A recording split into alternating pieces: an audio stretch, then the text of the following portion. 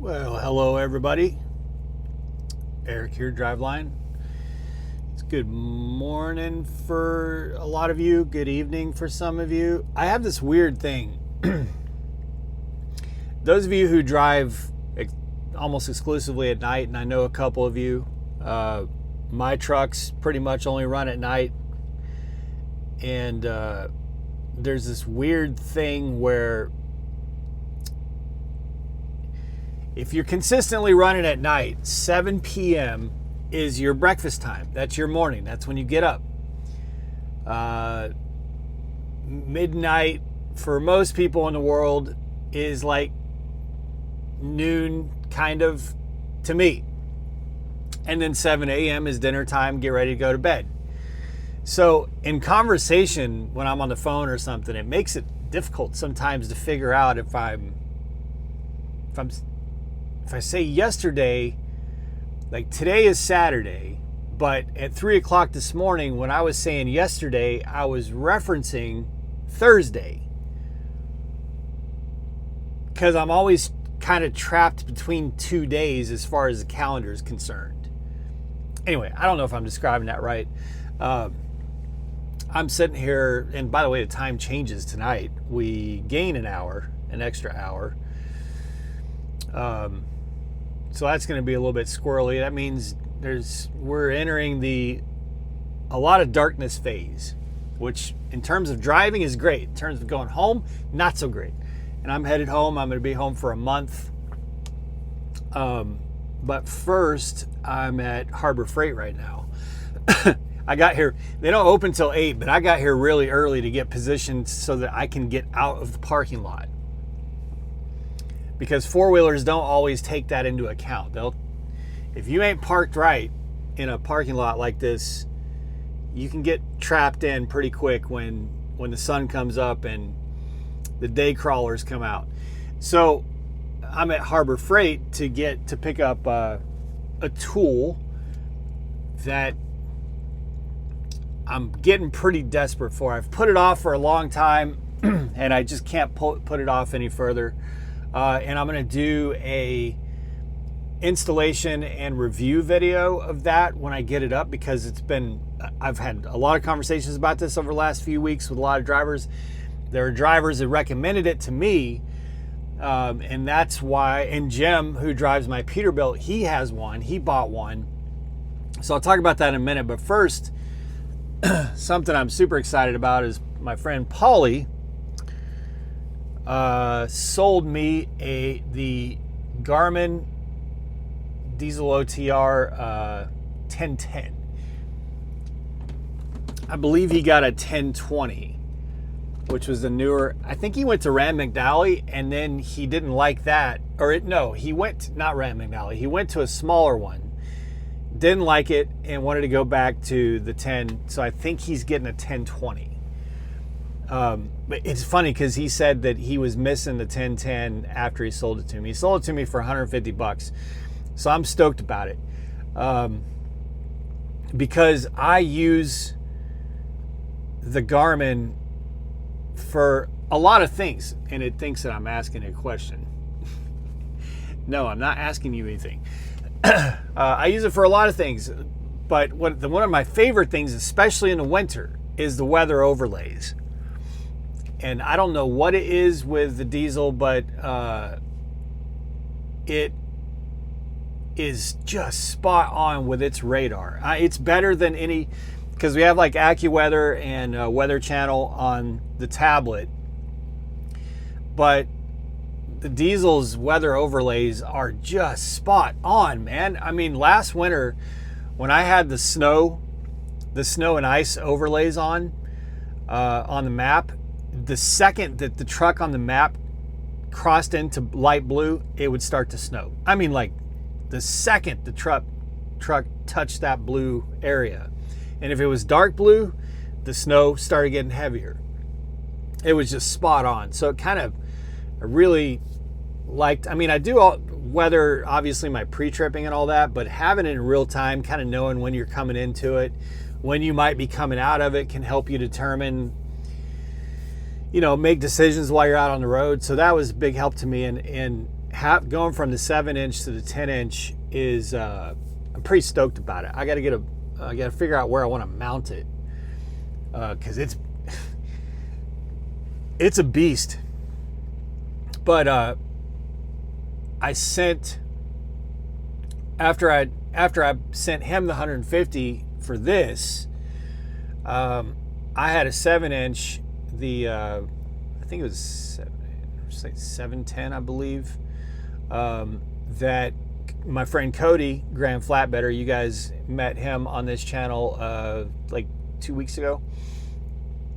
He didn't have a diesel or any kind of GPS other than Copilot, I don't think. And he was mentioning, I'm thinking about getting one. And I was like, dude, I'll just send you this one. So I shipped him that one. And I also, because he's always talking shit about us reefer drivers, I also stuck some, I also put a can of feminine deodorant in the box, and his wife opened the package, and there's this feminine deodorant. I won't relay the whole conversation, but it turns out that he and his wife had some very entertaining dialogue once she discovered that I shipped her husband feminine deodorant. So anyway, so that's the first upgrade I made. The second is what I'm here at Harbor Freight for. I have to get a new inverter. This dollar store inverter that Prime gives us it's worthless, you guys. If you think that's a good inverter, you need to get out in the world and walk around a little bit, because it's garbage. And it's really kind of sad that they can't pop for, I mean, a good inverter is not very expensive anyway. I mean, anything is expensive these days. Any amount of money, when you're trying to cut your costs and stuff, any amount of money is going to hit you.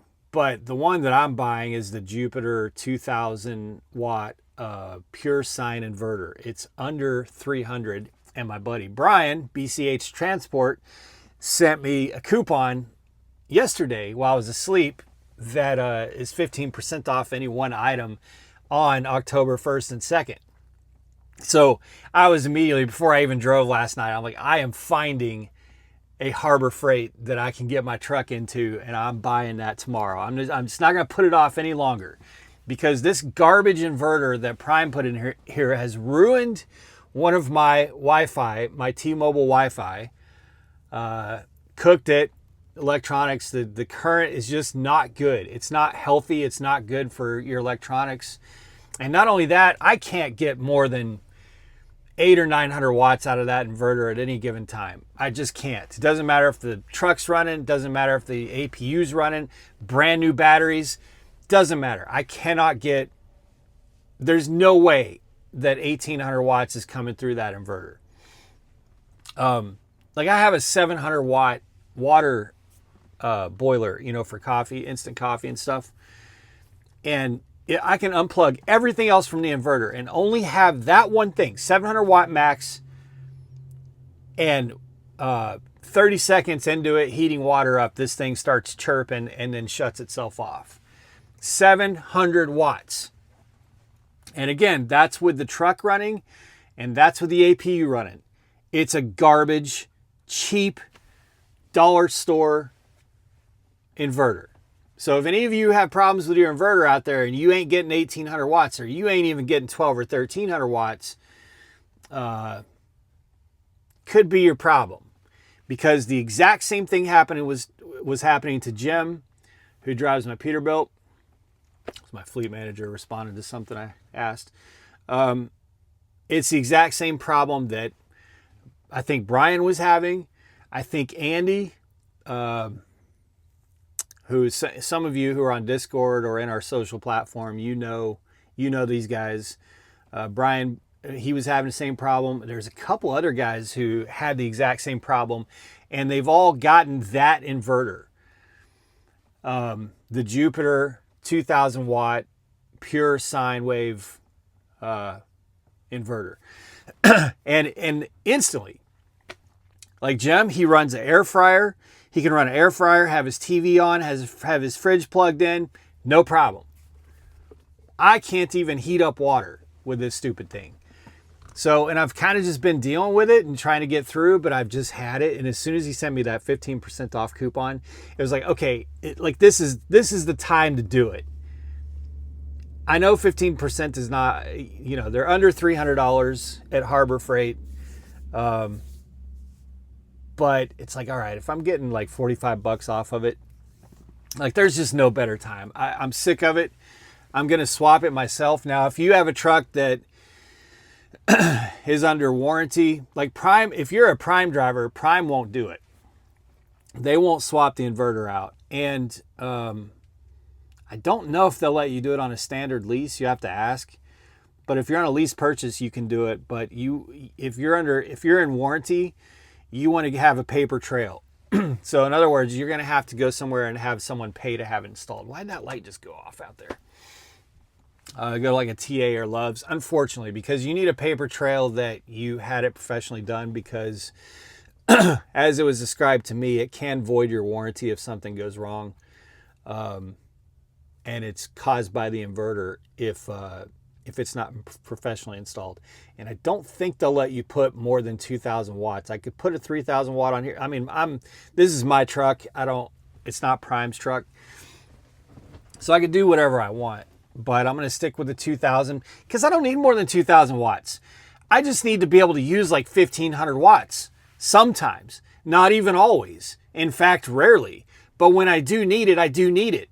I don't need this thing to think that it's overheating or actually might be getting hot just because I turned a 700 watt water heater on for 60 seconds. It's not acceptable. It's a garbage inverter.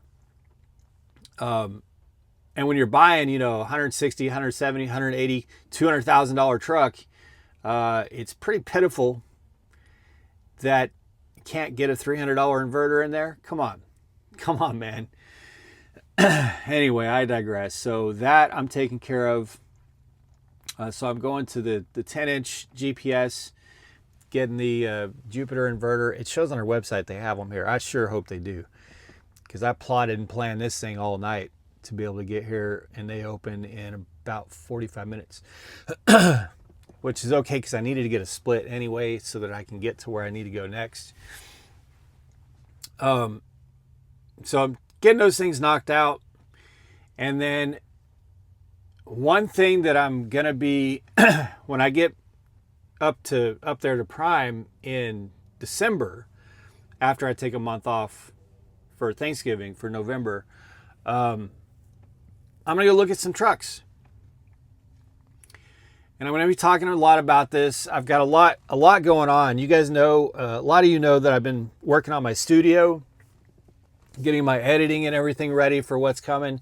Now, a lot of what that podcasting in the studio is going to involve is not going to be here on YouTube. That'll be for folks over on what I'll talk about here in the near future. But I'm getting ready to boot that up and get into that. I'm getting really close. A lot of that stuff is done and ready. A lot of it I'm still working on. I've been working on it this whole year. Ton of progress. But one other thing that makes me nervous as hell, and is probably going to make some of the Prime hating YouTubers, the mouth breathers out there, upset, or question me or make fun of me or whatever it is you guys that gets you guys off. But in December, I'm going to start looking at trucks. So I am about to expand my fleet. I know. I can hear it already.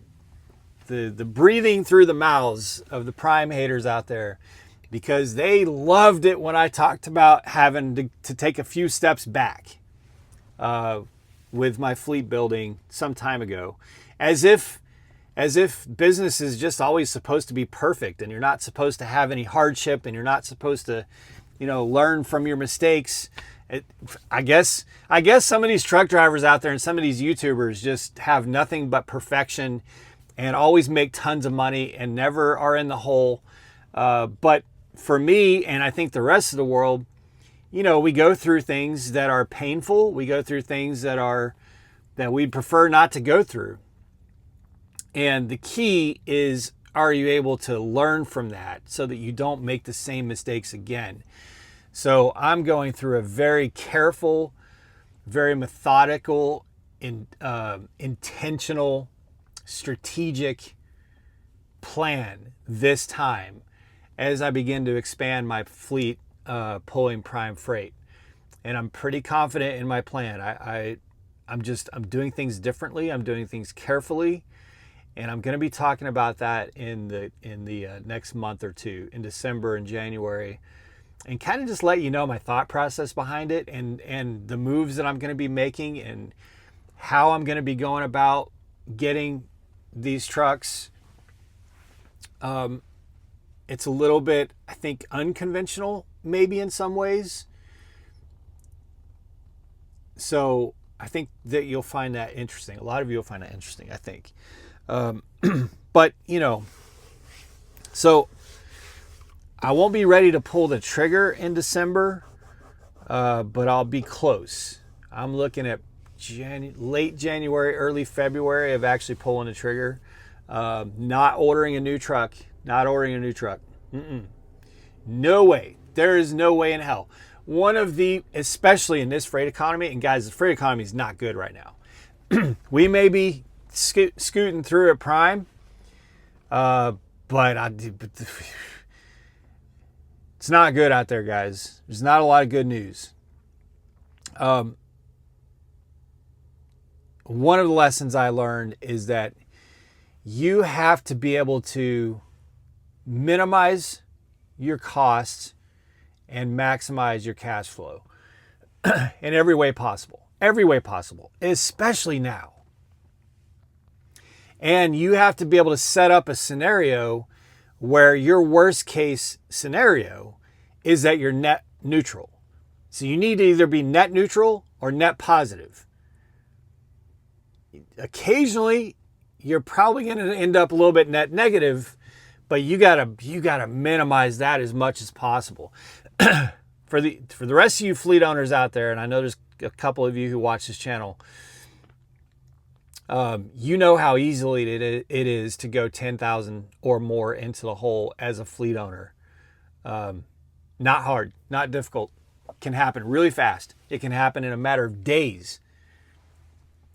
Just, you know, a chain of events can occur with multiple trucks, and all of a sudden, yep, you're 10,000 in a hole. Been there, done that, and learn from it.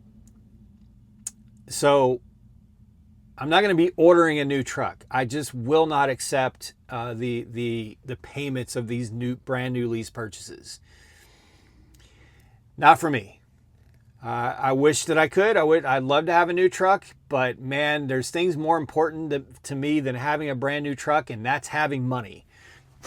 That's not being in the hole and not being able to go home, or being in the hole and not being able to go home is just, I've had too much of that. I've got a young son at home, a wife that I love at home, and I'm just not going to be in that trap again.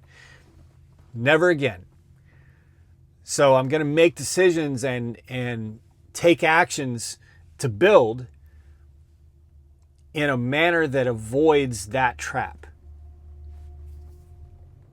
So that's what we'll be talking about in the next few months. But anyway, I'm going to try to do a little bit better at doing videos while I'm home. Maybe not a lot. I've got a lot of stuff that I need to do at home.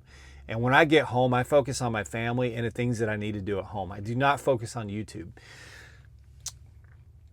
So, but I just have so much that I need to talk with you guys about, and so much stuff that I want to start like slowly trickling out. I haven't given a lot of attention to YouTube at all over the last few months, and YouTube's punishing me for it. If I make videos every other day, boy, I'm getting 2,000-3,000 views per video after, you know, it gets pretty consistent. But boy, if you're thinking about doing a YouTube, consistency is key, because if you teach YouTube that you can do a video every other day, and I'm capable of it, obviously, they will reward you for that big time. But if you start slacking off of that consistency, they will punish you for it boy, are they ever. But it's all good. I enjoy it no matter what. And I'll get back into a good process once I'm ready to. I'm just not ready to. I got things going on that are going to be a part of this. And I need to focus on those things before I get back to focusing on this. So anyway, that's my story and I'm sticking to it. Hope you guys are well. Hope you guys had a great October. It is November 1st now, and I hope it's going to be a good November for everybody. I hope our freight can stay as consistent at Prime for November as it did in October. I really feel like Prime has made good decisions over the last couple years. Some of them sucked for us, no doubt. A lot of them sucked for us, let's be honest. But now that we're on this side of it, it's kind of like, I'm glad they did. I didn't like it that they did at the time, like raising the prices of washouts and all that stuff on us. And you know, there was some bad communication of, hey, we got to tighten our belt, so we're going to raise the price of washouts. It's like, oh, okay, so we can't tighten our belt? Thanks, Prime. But after some conversations that I've had with some folks over the last week or two, I think Prime has made some decisions that is helping position them better than a lot of companies. Maybe not everybody, I can't, but we're well positioned, and I hope that reveals itself and shows itself in terms of volumes and freight through November and December and beyond. So, all right, guys, be safe, make good decisions, always drive, thrive. I'll talk to you all soon.